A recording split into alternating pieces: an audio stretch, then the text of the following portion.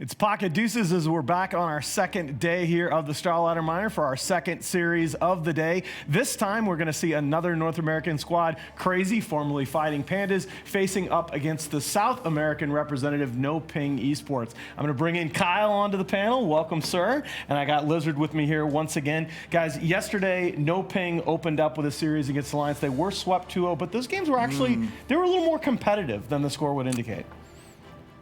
Did you catch any of them? I didn't actually. I was working the other series at the time. Makes sense. I am a believer in my boy Tavo. I didn't catch up with him for a while. It was nice to see him this morning and shoot the shit for a little bit. KheZu as well. Higher expectations. A broken team only a week ago, now with 2 new faces. Have not been impressed with Skiter. KheZu's middling. Yeah. What about the NA boys? They're on the NA boys team. No, I'm talking about the rest of the team, the NA boys. the 2 you mentioned aren't NA. Well, that's not true. I think that they count. We adopt people like that. We don't adapt. just throw them back to the regions they came from. We are a melting pot in which all cultures and nationalities can mix. Unfortunately, it doesn't make them good Dota players. It's not a very good melting pot right now. Correct. I'd argue it makes them worse Dota players. Have you played pubs in those regions? Dude, luckily, no. Yeah. I played a lot against you, though. That's what we talked earlier. But we don't have to get into that. Yeah. But it's interesting. It's interesting because you think about like NIP, right? You'd expect that they'd have a much easier time qualifying from the NA region. But Peter's very adamant, like they're going to EU partly because that's the only place he thinks you can be good. Well, yeah, I know. He talked in detail about that's where he feels like it's so important to be able to get these consistent high-level scrims. And, that's, you know, basically what we've seen so far from the season has partly borne that out. They've shown a lot of improvement, and I think the result, to me, the most surprising part of this last set of qualifiers was them able to make it through while both Nigma and Liquid are going to be watching from home here. And anyway, let's talk a little bit more about the 2 teams today, because on the NoPing side, this is a team that a lot of people may not be familiar with the name or the brand, but the faces are fairly familiar, right? You've got Costabile once again at the hard carry position, Adriano in the mid lane, and of course Tavo, as you mentioned, in the off lane. So these are players that are familiar to the LAN stage. Do you think that they can recapture that kind of magic that we've seen at previous majors in TI? Whenever you see an SA team... Oh, Kyle's face. That face, yeah. What do you mean by magic? Because there's... I mean, a top 8 finish at TI is pretty good last time I checked. Beast Coast? Yeah. They weren't... Who's on... What do you mean? Beast Coast? None of them were on Beast Coast. SA team last year? He's talking about SA teams in general. I'm talking about SA the region in players. general. What does that have to do with anything? Q card. Oh my God. What kind of narrative are you trying to pull? This is a different team, Alan. Beast Coast is not NoPing Esports. Look, but still, if you're from SA, if you're from SA, you're bringing in the energy, you're bringing in the possibility of upset. If you're from NA, you're bad right now. Guys. Thank you. That's a good point. KheZu, you know what's interesting about KheZu is like this team, their play style's just... He's gonna do it, right? If I were Red, I would shoot you right. Literally pull a gun out and shoot you right now. All right, look, both of these teams, I think, are expected to lose to Alliance. So what I want to see is some experimentation in a sense, like play your style. Because to me, this series, if you can't win this easily, you're gonna get absolutely dumpstered by Alliance. So bring out some sauce. Something you've been saving in the back. It's got a little mold on it, maybe. What have you been saving? Like KheZu, they're just formed. I mean, you just got to know. I want the KheZu Enigma. I want KheZu and Skiter to be on one of their best 3 heroes every single game they play today. Some dark serum KheZu, perhaps. Well, I said one of his best heroes. Right? Because one of his 3 best heroes. It's tough, though, when you say things like that, because the way that both of the NA squads have drafted in this tournament, they're drafting around their mid laners. It's really Nine and Bryle that have been the focus of trying to secure them positive matchups. And so you're not able to necessarily focus on that really small pool of heroes for your other 2 cores. Yeah, but for Bryle, you can always rely on him to give him some playmaking hero, and he's going to perform, right? Something like a Storm, and he'll be fine. What? You don't believe in that? No, I'm just thinking, I was just going to make a comment about how Bryle thing I like so much about him is he always plays with a smile on his face, but it was really dumb. And now I've tripped myself up. I had something really intelligent to say, but I've forgotten. Who would have thought? The thing to note is that this squad, they are talented. And a lot of people in the community are ragging on MoonMeander, right? This is my boy. I've known him for a long time, and he still has the potential to be an S-tier player. He's just lost his way a little bit. He's on a different kind of role. I don't think wanna they see him have on a way comfort right zone. now. That's the problem for them. I think they That's need the to find issue. a way. Yesterday, after the games, FNG played against them, and he made an interview to one of the CIS sites, and he was like, they're playing like 5 different units. They're not a team right now. It didn't feel organized, and it didn't feel like a challenge. So It's like the difference between watching my own replays of myself playing Warcraft 3 and then watching like the competitive matches. And you're like, wow, this guy's actually doing multiple things at the same time. It's wild. It's working. I like the logo. Is that a kangaroo? Is that a kangaroo? Is it is it is a it a bat? courier? Is it a meepo? I don't know. I don't know, but they're looking dangerous. They absolutely are. The South Americans, I think these guys that have man. a real shot. Tavo's awesome. I fell in love with that dude at the Kyiv major and just How haven't can you gotten off not? that Look train. at that stash, my man. Is this Yeah, the 70s baby. music? Biceps. Oh, that's And what I'm the talking kiss. about.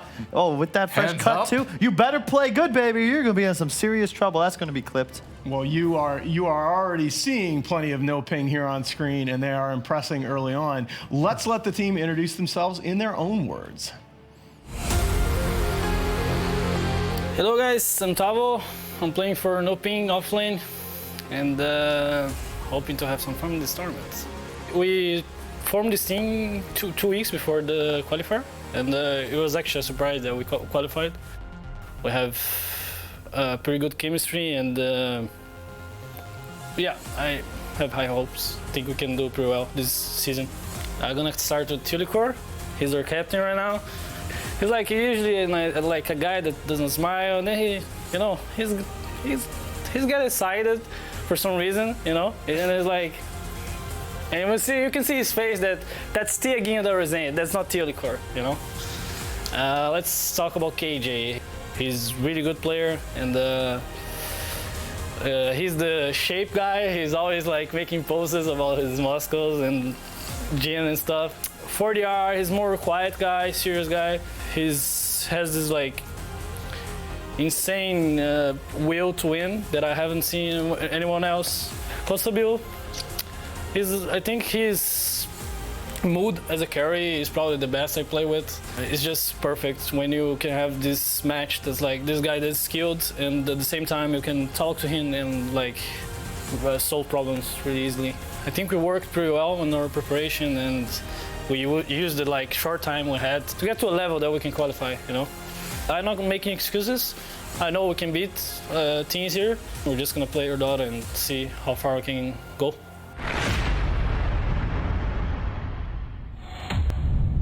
No excuses. You have to love a team coming in with that kind of an attitude. And these are, with the exception of KJ, who is on the newer side, these are 4 players that have quite a bit of pedigree in the region and have seen success on the LAN stage before. And not just that, Alan, but the raw sex appeal emanating from this lineup has got to intimidate not just the people watching home, but their opponents, right? Crazy. I look at these faces, I'd be terrified.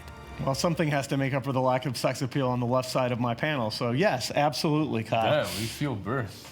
You know, to the viewers at home, you're on the left side of the panel, right, Alan? Same thing, yeah. The self-burn, the classic. All of the sex burned appeal is in the everyone. middle of this panel. We can all agree on that.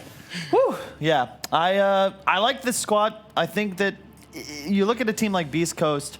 To me, this is like your next possible potential. I think Tavo and forZe and Costa Bile have been those players that might be good enough to compete on an international level and find success. And it's been this way for a little while. It's just, you know, figuring out their strategic depth, kind of finding their identity. That's the key. Same for these boys over here. Crazy. They like to have some fun with Dota. I know that a lot of not just the fans, like they kind of came in here without expectations. They just started a new team effectively.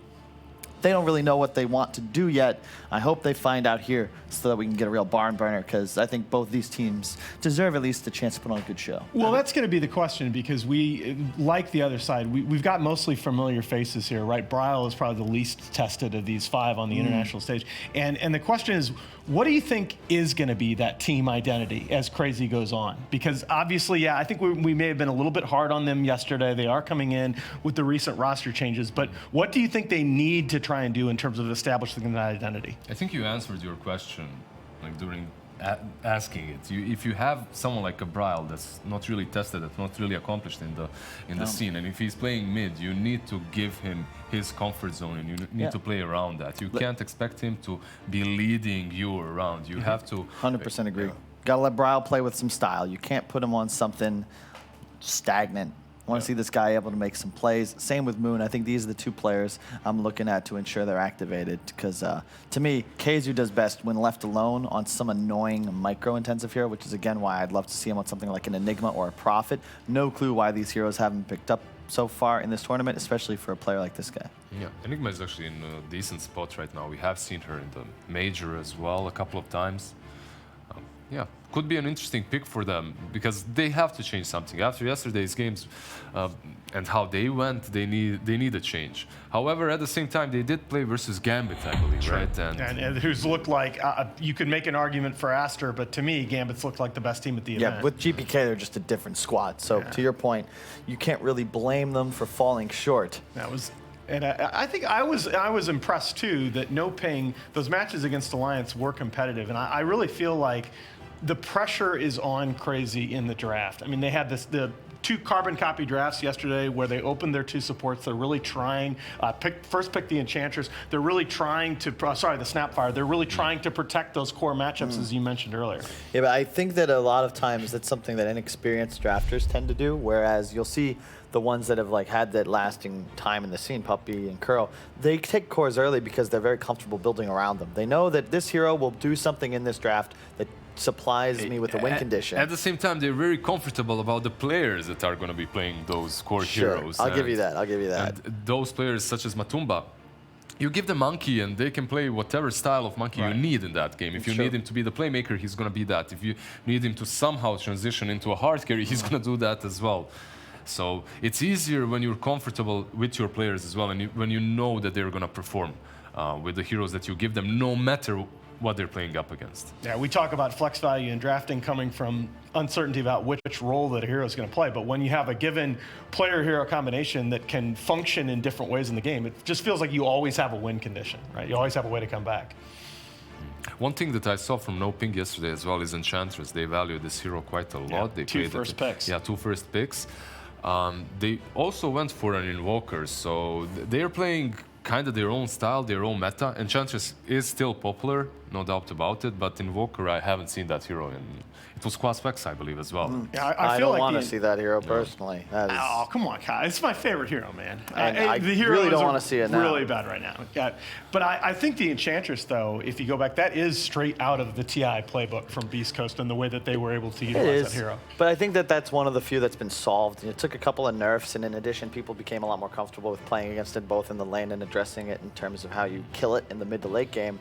And I just don't want to see them just kind of copying basic meta stuff. I'd like to see some, maybe even a pocket strat from one of these teams, specifically KheZu. I think that NoPing are favored coming into this just because they're far more reliable at this point, but I think KheZu's got more potential in terms of where they could be tomorrow. What pocket strats can you, like when you say pocket strats, is it cheesy heroes that you're talking about? Is it your Huskars Meepos? Bryle definitely can play a Meepo. He played it in a qualifier as well. So we might see that happen too. I think of the 2 teams, I think the one more likely to pull out a pocket strat may be on the other side. NoPing is, they're a team that has a lot of draft variety. I think there's a lot of pressure on the support matchups for both teams because especially when you talk about hero pool problems and space farm allocation problems with your cores, it's the supports that need to smooth over some of those rough edges.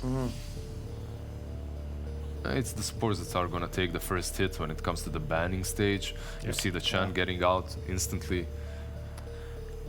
Alan, what are some of the stats from this tournament so far? What hero has really shown to you like it should be bumped up in the priority list? Oh, a lot of the heroes that are big in the meta haven't really changed, despite the Rubik's the most picked, but only a 25% win rate, and Snapfire, Carbon Copy. So the 2 supports, very stable supports, are right up there in terms of the picks. But again, it's just what you said a moment ago. They've been figured out. There was a bright mind in Twitch chat that said TA lull every game picked will lose. Do you agree with this? I mean, the stats would not agree with this, no. She's 1-2, so she does have a win at this tournament. What hero has the highest win rate? Highest win rate hero, Lich is up there at 4-2, but the highest win rate hero is actually Bloodseeker, 4-0 so far. 4-0. 4-0 so far at the event, yeah. It makes- was forZe that actually made it work 2 games in a row as well yesterday. And we saw Limmp win with it mid as well. It makes sense though if you think about it, just because it's sort of perfect for the patch in the sense that you're strong in the lanes, you have a sick ability to kill heroes, and you have a strong mid game, and you scale. And you can buy a BKB and just start up, it just beast people. So, a nice Aegis carrier as well, and multi-role, multi-lane.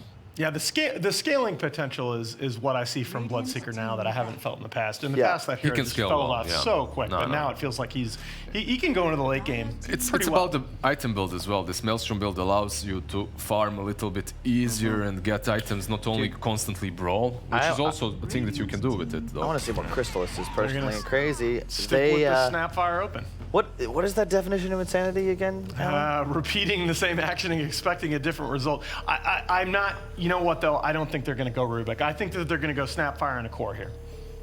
I think that you have the right idea, but Mars is still in the pool. Heroes such as that work really well with Snapfire. Some sort of a Void, combo too. with Void is alright, but it might be a bit too early to pick Void like that. But it's an option. Actually, we stepped away completely from that Void, and in the first day of the tournament, Void was banned if Snapfire is picked earlier. So. It's true. And that's the perfect example of something I'd actually like to see KheZu do, though. Yeah, you might counter our Void. Go for it. But Skiter can play it. He knows what to do, and the game becomes easy. Right? You know what your job is. Is my Snapfire nearby? What target am I trying to kill? Okay, I'll chrono them. And it's smooth. There's a sense of, okay, when Chrono's down, we go farm. When Chrono's up, we can look to fight. And it makes it scripted in a way. Exactly. Heroes such as Void, such as that Prophet, they do make the game scripted, and they make it easier to execute when you have these rally points, right? Does he have a chrono? Let's go fight. Doesn't have a chrono? Chill out, guys. It does make the game a lot easier, and for teams that are freshly formed, you can focus on tactical moves instead of worrying about your strategy. Yeah, strategy can come in later. Shaker picked up by NoPing. Shaker was drafted by Snapfire a couple of times in the first draft, in the first stage of the draft before 2. Now NoPing take it away. It's a nice counter as well. You can interrupt. Okay. So you like the Shaker? You like the Shaker matchup? I love Earthshaker in general. I think this hero is super underpicked.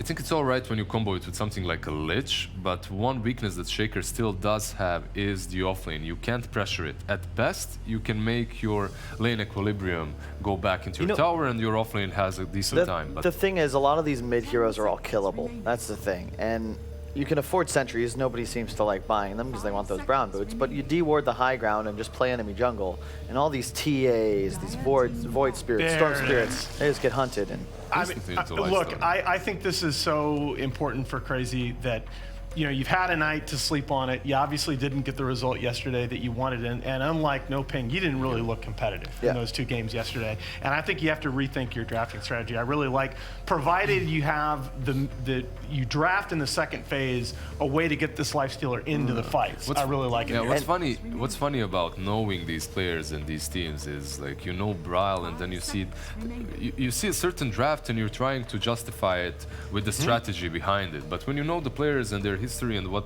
heroes they like, you also can see the full comfort zone coming into absolutely. play. Especially in a game that's pretty much a step away from being eliminated, right? And Oliver or Skiter, he's been playing with 9 few years ago, and he's one of the first players that started the Radiance and Solar Crest build on Nikes. Absolutely, he is. And if you think about the safe lane of Baddens that he likes to play, he loves these tanky strength Radiance builders. That's his sweet spot as a core position player. But you're not going to buy Radiance in the life. No, he's not gonna. I'm just saying that he knows how to play it. I got you. I will say it's nice because, to your point, right, Shaker can't pressure off lane. What were the nerfs to Lifestealer primarily? Focused on his laning phase. You think Radiance is truly unbuildable on Lifestealer now? Well, Alan, as a Dota 2 player, not professor, yes. Okay, all right. I didn't know that it was so completely out of that. But it's fine. It doesn't matter. It doesn't matter. You missed it, but my third brother, engineer, ran the math. the Armlet, Deso, Basher look. build, and in terms of DPS output, is starkly better than Maelstrom. I was arguing that the Armlet Deso build was undervalued way back when it was Radiance every game, so I get you. But yeah, speaking as a professor, I totally agree with you. All right, let's go on to the second pick here, because obviously KheZu, this is something that Winner had been talking about since the beginning of the event. You know, the ability to protect that overall 10 pick, and you see the Troll, the Razor bands, obviously made with the intention of protecting this lifestealer. And protecting the lifestealer, there aren't too many other carries left in the pool that NoPing can just easily snatch to deal with him later on. When it comes to NoPing, they ban out the Rubik, who didn't really have a lot of success so far, but it's a good hero for them. If they had it, that fissure always comes in handy, and in Rubik's hands, it's even better. So, although this hero still, when I see a lifestealer picked up, the hero I still worry about against it is the TA. That's your Tavo hero as well, right? I like this pick a lot. It's, I do too. It's a was Tavo better. special. It was better when the boar slowed through BKB or spell immunity, but you can roar the rage. That's the key. And in team fights, interrupting TPs, this is super effective, and it's a nice synergy with the Shaker because you like playing by yourself. At the you same just want time, level though, 3, level 4, and then you can be on an island, and the Shaker can look to roam. It's an interesting calculus, though, because Indeed. the boar slow nerf is huge against the Nakes in lane, but then Nake's got these really massive early game nerfs in his base damage and his attack speed. So I actually don't know how that lane works now, the Nakes against Beastmaster. It depends on if they try and 2-on-2 it or not. There's the Disruptor from KheZu. Again, I keep saying this, and I keep unfortunately being right, and I watch my NA darlings lose, but these two weak, squishy supports don't seem as powerful as just drafting that typical 4-position initiator. That brawler. That like the gets one that can inside get in, the fight, yeah. And I don't really understand why they continue to. It's obviously NA meta because it both just teams matters. did this every game. It just matters again. You're thinking about you care less what position it's coming from than about having a way to get the lifestealer into the fight. And so yeah, you need both your 2 and your 3 now. But now we need to have that way to get. But it. it's just that you now have the cores, Your cores forced are to address exposed, a hole they're- that you don't Sure. want them to have to because Well, you but don't they have that 4. Here's the thing, until Earthshaker gets Blink, they don't really have a hero that's gonna. NoPing doesn't really have a hero that's gonna jump your back lines. But he's yet going to get a anyway. blink. Well, And sure. then your supports have an incredibly hard time Another- playing Dota, especially against the Hawk Vision. Another issue that you see instantly, if they get any other hero that can jump to the backlines, you have these two supports that can't protect each other. Right. You have absolutely no save between them, Yep. and If- they're always in the backlines. They're always and look- There it exactly is, you yeah. get it. And now you have this Disruptor and Grandma just sitting back, doing the same They're thing. going to play just like their models make them look, like old people that are too slow to react as they get picked apart by these little whippersnappers like Ricky Maru. Yeah, the Costabile Ricky is I think going to have a field day so far in this match because you just don't have any hard disable on the side of KheZu. And now you're in a position where your supports are exposed. Now you have to deal with the Riki, and the map control disparity is But incredible. now do you start thinking about the Void because you need Into Riki Beast? With a I don't lifesteal, know. are you this I- okay, stat-wise, it doesn't address necessarily the hard disable problem, but this hero, stat-wise, in pubs has been spiking like you wouldn't believe. yeah. He's up to 55% win rates in the yeah, 1+. he has Owns been. Riki as well. Does he though? No. No, he doesn't. You think he does. You think he does, but in No, the laning no. stage versus Ricky and Lich, all the games that I have watched so far, Ricky just dominated. Yep, So- and the problem is your support can't trade either because if they get leapt on, you're in trouble. The Underlord in concept is good because you needed a meaty frontliner because you're not going to win the Vision Wars. You're going to have to assume they're going to jump you. But it gets to, again, if you replace this Disruptor with an Oracle and you have save all of a sudden, there's more options on your offlane. I don't even think If you it's that. replace it with an Earth Spirit, I like this draft Well, so the Earth much Spirit, more. yeah. What feels like a huge unforced error, the second phase by KheZu, that you've conceded the mobility advantage. You have no way to get into fights. You have no way to get the lifestealer into fights. Exactly. And what mid do you pick? Bear in mind, it can also be countered out. It has to be. I mean, you have to go with something like Ember. You're still thinking Storm about now. Ember Storm, and But that Ember complete- Storm into Riki. But again, you have to have some mobility here. Void Spirit, I don't know. Ricky, when it comes to Smoke Cloud, isn't nearly as difficult to deal with as he used to be. 'cause the It does- slow. the slow isn't there, so if you're a Storm or an Ember, you can pretty much just waltz out. And it comes into play later on in the game anyway. You can itemize against it. I don't know. Waltz is a difficult dance to learn. I think Well, it depends. Storm- Viennese is pretty hard. Storm but knows it. Regular waltz isn't bad. Do you know how to waltz, Alan? I do. I'm not surprised. You should demonstrate for the viewers later. Lizard, I'd love Please to see no. if you know how to lead. Yeah, sure. Wait a can do minute. it. When did we go from this to him leading? You used waltz. I'm just going off it, man.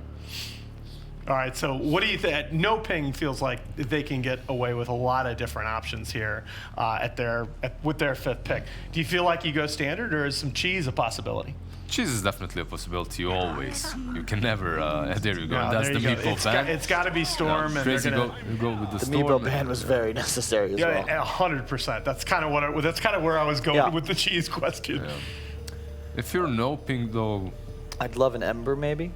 Yeah, More mobility. You could still do. You could still do Play something Void like Spirit? Brood, but I don't Ooh, think you want DK into an Underlord, maybe not great, but I'd love some tower pressure. we have seen what Void Spirit did to a Storm in the Yeah. last match. I think I'm going that way. Lina with a roaming shaker. I don't like Lina too much, even though that I think would be- Lina just dies. It would be good in the laning stage. Later on is my question as well. Yeah, I think Lina just feeds later on in this match. I think you want something. The Void Spirit just looks so good. You just want to press that mobility advantage. They don't really have any catch for him. There's Disruptor, but that's it. Even that isn't great.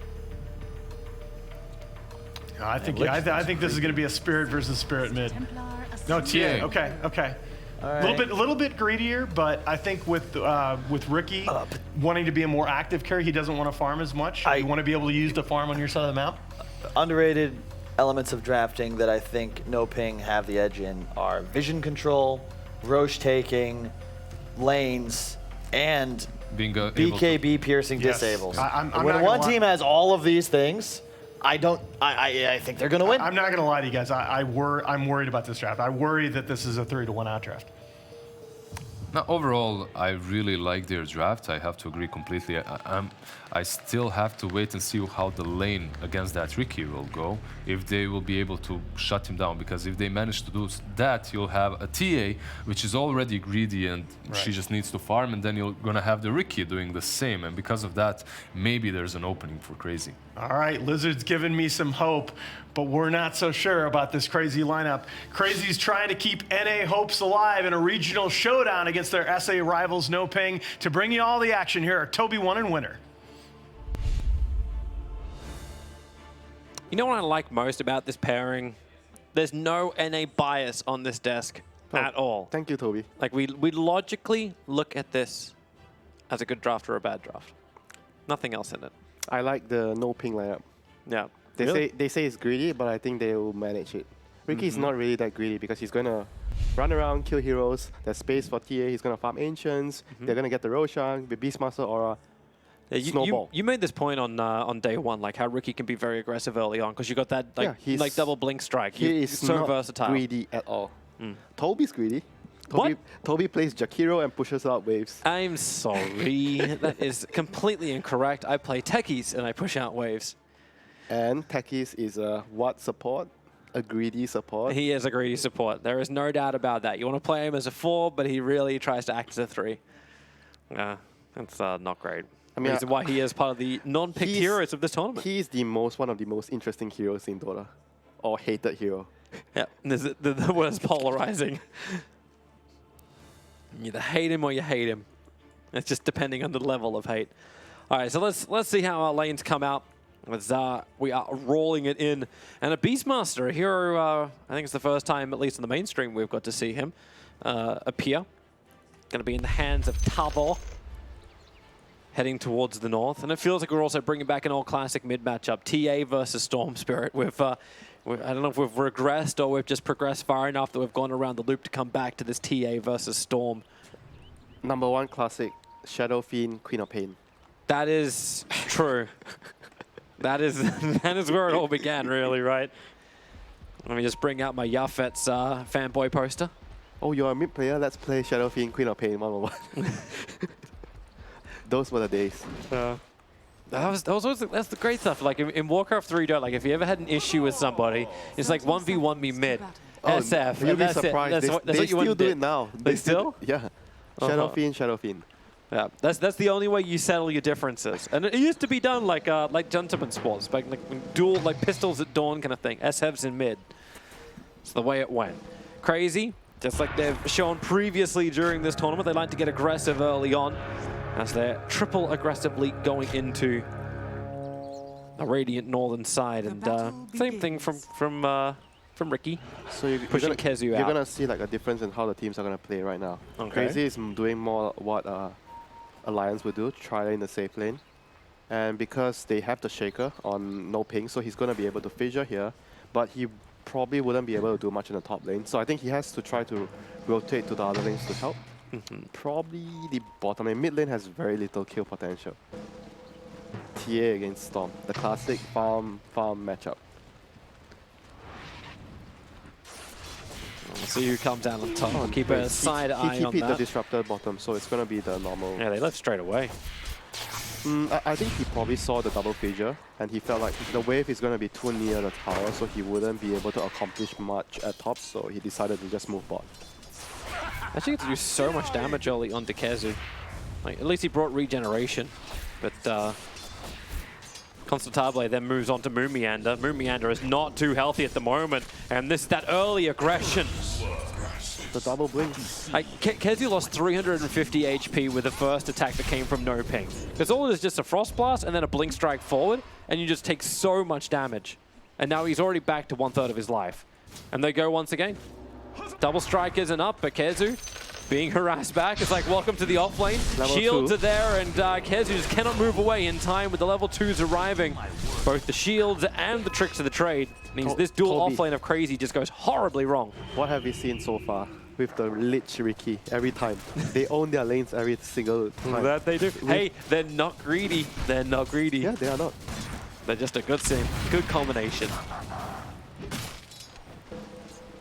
And now he's 9-2 on the Ricky, 9-3 on the Ricky. Got 2 kills, including the first blood, and has a net worth that's about 600 in front of the Lifestealer.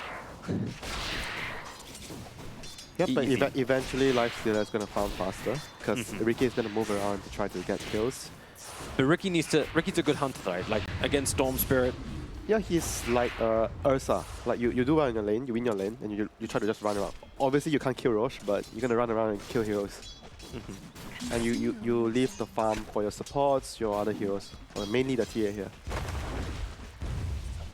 I like playing supports when I have I mean, obviously I'm biased to it. I mean, I have an active carry that can move around to get kills, so it means that I can get farm. Tavo needs some help, trying to escape as quick as he can, but the new Theo was pulling the creep wave, so. Yeah, they're doing pretty well on top. Beastmaster has about the same CS with against the Lifestealer. That's really good for them. Because Earthshaker is overall much weaker against the Snapfire in the lane, so getting an even trade here is very, very beneficial for NoPing. And once the Beastmaster gets his level up, he's going to allow the tier to get Roche, and they're going to be able to snowball very, very quickly in this game. Tower damage, Roche damage, and Ricky doesn't need too much items. Courier, be careful. He's making the run in. The illusions aren't microed fast enough, but Bryle, he's got a salve and he wants to use it, so he has to actually get rid of the lane for it. Jump on Moon. Oh, they're too close to the tier 1 tower now. Oh, he's going to have a double Wraith Band now, and the Lich is level 3. This is where this lane is at their strongest. Level 2 Nova. And look at him go. Moon's trying to keep the run. Rather difficult to do. Turn the attention over towards KheZu. Oh, this is so sad for KheZu. He's and into tricks, but yeah, you're not following up with this.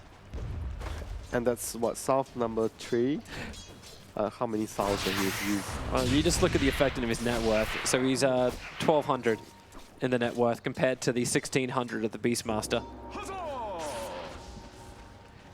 I mean, that's what you get when you lane against Lich. Lich is just like a very, very difficult laning hero to go against, as most of the offlaners. And on top of things, he has Ricky. So there's always kill potential on you. There's a lot of pressure. I think what they have to do is like make sure that they always have more creeps, use Firestorm, push out the wave, and just try to use the creep equilibrium to their advantage. Because Ricky cannot push out the waves. Radiant structures are fortified. The only thing that slows it down is Lich. AUI locked in with the fissure. Yeah, that's why Cookie. Oh, Bounty Rune soon. 20 seconds. Probably another reason why NoPing's getting a little bit more aggressive on the side lane. They got pulled over because the wave got pulled. Time to push out the wave, guys. Bounty rune spawning. And look what TA is. It's like, well, there's going to be 3 bounty runes going the way of NoPing. 100%. In fact, it's going to be 4. What, really? Yeah. What? There's going to be 4 bounty runes for NoPing. How did the Lich? Lich just left the bottom lane. We'll get both of the... no, we'll get one on the bottom. TA moved off the mid lane to get the other one. So yeah, all 4 go the way of NoPing. Are they crazy? Oh, yeah. Well, they're smart, not crazy. So right now we see the norm movements by the supports. Earthshaker's moving mid during the first catapult. You want to make sure that you can kill the Storm before he hits level 6. And the TA is hitting the creeps, pushing the wave in. Look at Storm's net worth. It's so shattered.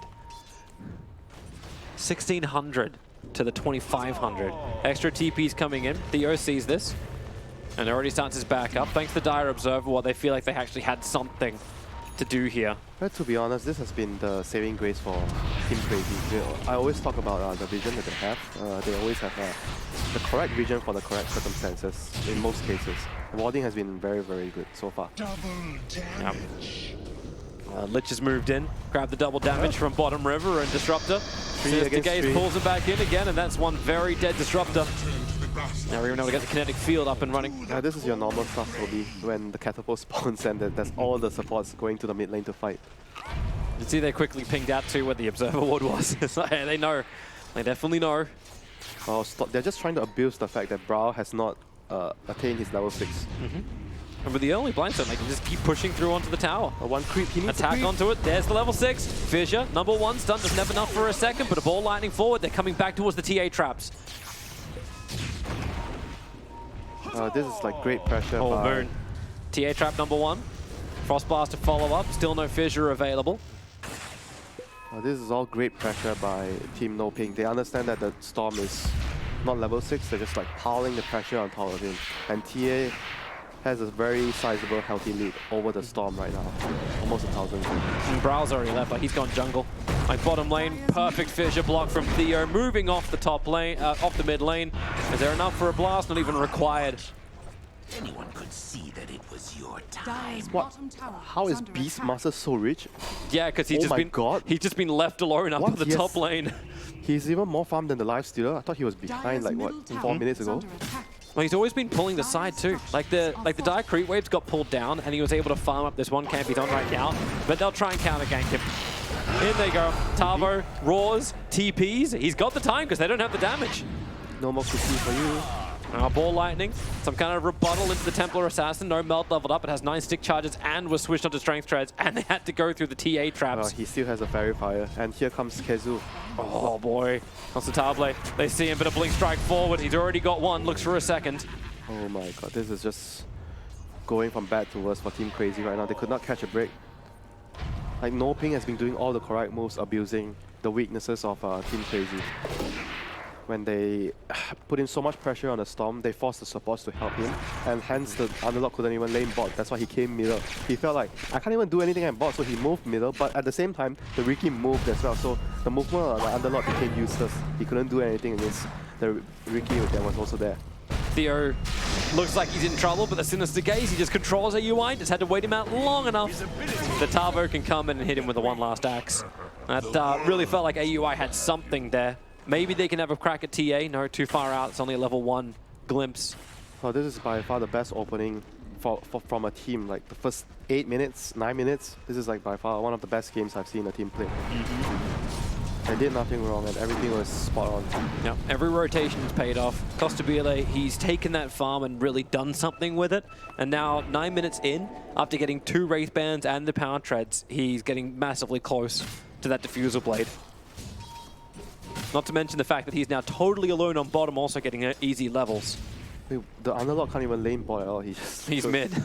KheZu is mid. Abandon ship. At least he's roughly the same level as the Beastmaster. Okay, so the next important point is arriving soon. The outpost for 10 minutes. Let's see if Radiant can push their advantage and snatch the outpost. They have 3 people at top. Yeah, I think they're trying to force the tier 1 tower instead. They want to push the tower first, I guess. No, they can't get the tower. They want to try to get the wave in. So put pressure with the creeps and then go for the outpost. Dire's top tower is under 20 attack. seconds. We don't have a lot of time. Still takes like a little longer to grab it. The pit is pretty good. Earthshaker gets himself one fissure stun. Ball lightning forward from Bryle, but ES there for another stun. Raw combined as well. Skiter finally going to jump out of that Wild Wing with the Infest, and Bryle can ball lightning himself away to safety. But where's the extra support? You've just lost Snapfire, and Ricky has arrived. He's looking over towards KheZu. There is no Uber out this one. 2 heroes down. And they want to try and find some more ball lightning. They got bounty runes, Toby. Okay, that is an upside. He's going to TP away to safety. Is there a quick trick to get some information? Jumping up using the courier and back down again with the tricks. Wait, was that even worth it for Radiant actually? Because Dire actually got, what, 3 bounty runes? One on Storm, one on Disruptor. Oh, actually, no, 2. Never mind. Oh no, Storm got 2 bounty runes, never mind. He got 2. So it was 3 for Dire. So I think it was reasonable, okay for KheZu, and they didn't really lose the outpost as well. No, but they are going to lose the tier 1 tower on top. So tier 1 tower's dropped in mid. The tier 1 tower has been taken. This is also that power of the Beastmaster early on, especially when he's got a good game. And right now... And the Ricky's still walking around with 5-0-1 as a KDA. Yeah, right now the Disruptor has to find a way to get his level 6 before he can contribute to his team. Now Snapfire took the book, so he's level 6. This next few minutes, I think it's going to be quite passive for KheZu. I don't see much they can do. Underlord is very far behind, so he has to farm. Disruptor needs to get his level 6. Snapfire can fight, but he has no initiation, so can't really fight when his team can't be with him. Wonder if NoPing decides to do anything about bot. Yeah, I don't think they need to do anything about bot. They could just move to Rosh if they want. Well, they're taking tier 2 top, so like it doesn't look like they want to have anything really to do with Roshan just yet. Not until the Desolator is done. True. If they do it now, it's going to take a long time. They're going to get the broom handle as well to Ricky. Yeah, you increase that a little bit more. Yeah, it will be a tier 2 tower, and the tier 1 tower is only now just going to fall on bottom. Radiant's bottom tower has fallen. Yep, and they're probably going to send the support to the bot lane to... The Lich has to get his level 6 somewhere. He's going to finish the creeps in middle. I think they just play the map this way. We have a 14-minute necro book. Hey. It's crazy you have enough to deal with this. Like it feels like if you get raw to necro booked, like Storm's just going to get completely evaporated. If Storm has a lot of items, sure, he can deal with it, but I don't think right now his net worth is not even 4K compared to the 6.1. Yeah, of the Ricky. They have to try to buy time, like cut creeps, farm, try to go for pick-offs, or maybe use their bodies on the supports to just try to buy time for the carries to farm. And the Roshan is like, I don't think Dire can do much to stop Rosh. It's just going to happen eventually. It's all about whether it's efficient for it. And right now, the Radiants are again doing the correct thing. Lich is at bottom, delaying the push if needed. The rest of the heroes are playing on the map. Just pay attention to who's on the map right now. He is pushing on mid. They're taking like the whole Dire jungle at top. They're taking the bot lane, the mid lane as well. So they're taking like 60 to 70% of the map, which is really, really good for Radiant. And Roshan is going to be theirs as well. It's levels, it's items, it's ES getting closer towards that Blink Dagger. We've already seen it once today, just how effective like ES initiation could be at just ending the game. And like, you still don't even have crazy on a single kill. Like, they're still building up to this point. They need to finish the Halberd. They at least have the Armored on the Lifestealer. Huh, it's kind of rather strange that he went Blink on the TA first. Beastmaster's going to break the smoke. The wall, it doesn't actually catch him. They'll have to glimpse Tabo back into it, as well as the Storm, but the cookie jump was a little different in direction. ES fissuring onto Snapfire, making sure there's not that many kisses that fly out. And now, isolating himself, Storm, the long jump forward. Bryle waiting it out, Constabile, he does actually have that Nakuza blade, ready to potentially come and fire. Now with the Echo Slam, he gets it off at the end, but the Chain Frost bouncing so far up and away over towards KheZu. That's not what they want to have happen. They're trying to go for the outpost. A quick trick to the trade. MoOz still copying a lot of damage, and ADR, he's joined the fight too. AUI jumping forward to get that stun onto Constabile. And they're looking to the trees. They can see him, a Melt Strike. Nah, I can't even get there in time. The TA trap was actually a little too far to the north. That was kind of unlucky from the Lich though. If the bounce actually went to the left, I think he would have just killed the 2 heroes there on the Echo. Quite unfortunate. But I was going to talk about the dagger being strange, because you look at the flow of the game. They got the top tower. They were supposed to get Roshan, but because he went Dagger instead of Deso, they couldn't really do Roshan. Yeah. The team didn't know what to do. The Beast was standing on top of the kill. Maybe he needed like one more support with him, so they could have done something. Well, now they'll do it. But what I'm saying is like the flow of the game is not smooth because of this small little detail that was missed up. Yeah. But thanks to the fact that KheZu've already backed out, the Aegis Immortal will get to the hands of the Templar Assassin. Yep. And they just use the Necro Book to give him that extra power. He's still gonna finish his Deso in a very good time. Maybe 1.5 minutes.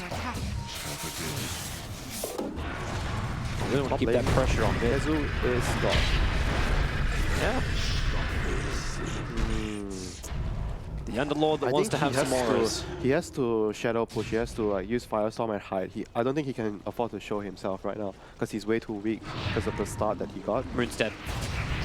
He puts down the Observe Ward. That's instantly dewarded. So it's better to lose a ward than not. Hang on, blink forward. And that's why Moon's dead. Oh, that hurts the most. As a support player, you put down a ward and instant GG, gone. And right now, the Radiant side wants to reclaim their jungle because they realize with the wards and the vision, they already taken the top side of the map, and bottom is the only area that the Lifesteal and Cole can farm. I think TA was paying attention. They accidentally attacked the courier on the way through, but only once. Ricky's looking for a target, but Skiter very safely. Rage TP's out. Can't say the same for AUI, however. That Observer Ward's watching him farm. So,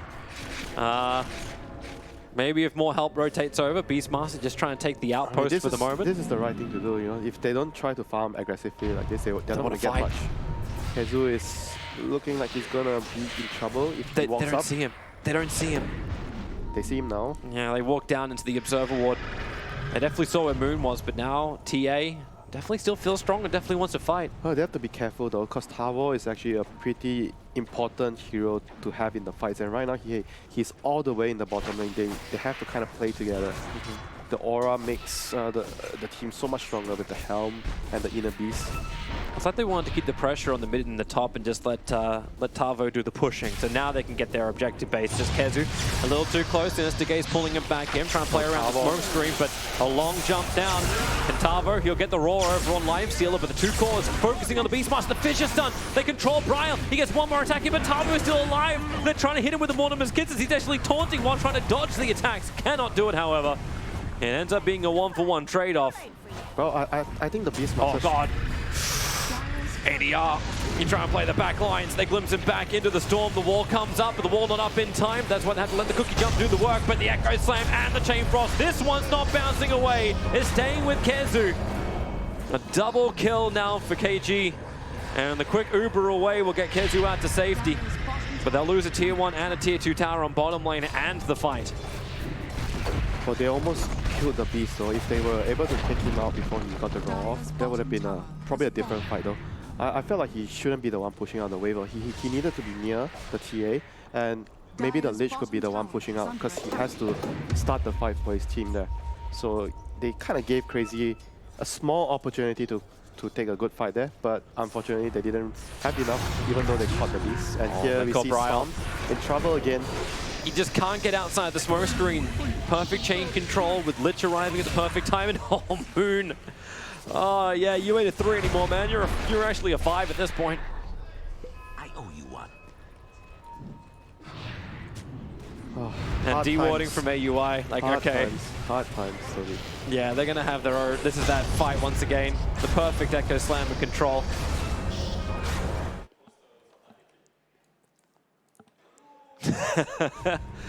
That's a fun facial expression. I was like, not this time, the Chain Frost, not this time. Looks good. Oh, I guess timing has all worn off. I think they're gonna wait for the second Roshan before they go high round when they have the BKB plus the next Aegis. That will be the time when they get the Rex. Yeah, unless they see a better opening, they win a team fight somewhere on the map. Maybe they'll go before that. But right now, Dire is just trying to get whatever they can. They're trying to salvage whatever farm they can get on their heroes. Swiftly to But you're giving more and more to AUI too. Radiant's bottom tower is under attack. Like you've got KheZu, at least they'll get the outpost on the bottom because they cannot control their own jungle. Underlord is one of the better heroes at sneaking the outpost. You can channel your ulti, go to the outpost, try to get it, and when you get home, you still control the outpost. He can do that if he needs to. I mean, anything that helps them get at something, you know, right now. But they're not going to control it. Radiant's bottom Theo's tower moved is down. under attack. Even if Dire did get there, they can't actually capture it in time. So both will belong to Radiant at the 20-minute mark. And they're already looking towards the bounties as well. So all 4 bounties will go the way of NoPing. They are being so surgical in this game. Yeah, very, very good play. Like, step by step, systematic. They're not trying to rush things. They're doing all the small details correctly. And then right now, again, they took the bottom side of the map. They know that the Dire has to move top, and they smoke and try to choke them out, force them back to base. And they get the information because the outpost has been taken. Necro books are up and running, already looking for their target. Soon. Actually, yes, 2 seconds and then they're over. Underlord smoke running to the side. Snapfire attack the creep wave too, so they know. Yeah, look at KheZu, just instantly channel the rift. Get the hell out of there. AUI can't, his TP is on cooldown for another half a minute. But luckily for him, they're not checking. Well, he's an expendable target anyway. So once again, the Radiant is moving. Look at how they are moving. They're going bot to hunt the Dire team again. They're just constantly chasing them and trying to choke them out of resource. And another smoke. Oh, this pop. is good. This is an infest pop because they're playing a division right now. They can get rid of that ES. The Dire Observer, he now walks out of range of it. Yeah, But the BKB also just arrived for the Riki. That said, over towards the mid. Pit gets thrown down, Beastmaster. Tavo, you said he's important, and damn he is, but they're going to kill him. Glimmercape, the Pit's able to catch him once again. And a glimpse.